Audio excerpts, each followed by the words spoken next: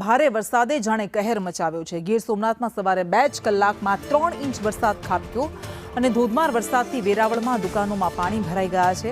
દુકાનોમાં પાણી ફરી વળતા વેપારીઓને ભારે નુકસાન થયું છે। તો ગીર સોમનાથના રસ્તાઓ પર જાણે કે નદીઓ વહેતી હોય તેવા દ્રશ્યો સર્જાયા છે।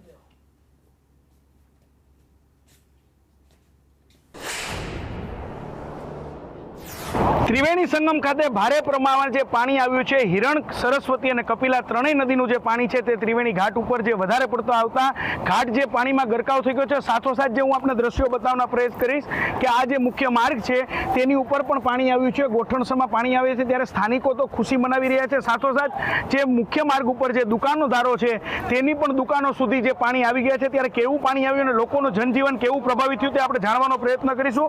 જી ભાઈ, શું છે, શું સ્થિતિ છે, ક્યારથી પાણી આવ્યું છે, કેટલું પાણી આવ્યું ને હવે કેવી પરિસ્થિતિ છે?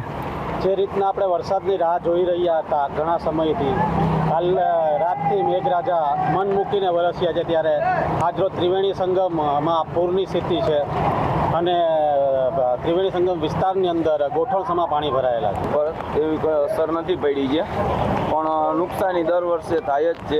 દર વર્ષે સમુદ્ર પાણી નથી લેતો, ત્યાં સુધી ત્રણેય નદી ભેગી ના થાય ત્યાં સુધી સમુદ્ર પાણી નથી લેતો, એની હિસાબે પાણી ભરાવો થાય છે।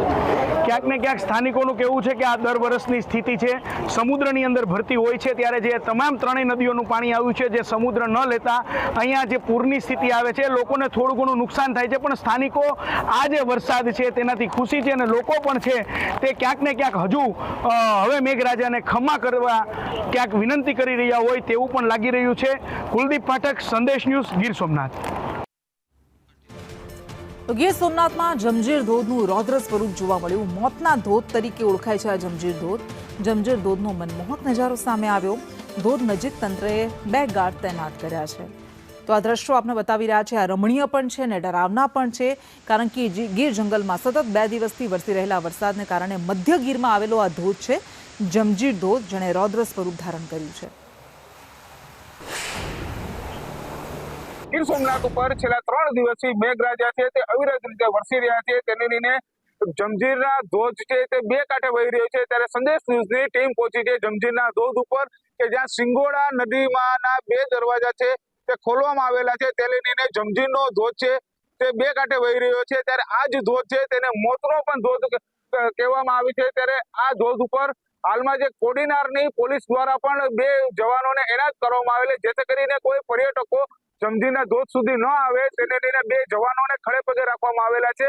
ત્યારે આ ધોધ છે તે હાલમાં તો તેમનું રુદ્ર સ્વરૂપ ધારણ કર્યું છે। ઉના તેમજ ગીર ગઢડામાં પણ ભારે વરસાદને લઈને ખેડૂતોમાં ક્યાંક ને ક્યાંક ખુશીનો પણ માહોલ જોવામાં આવેલો છે। કાર્તિક વાજા, સંદેશ ન્યૂઝ, ઉના।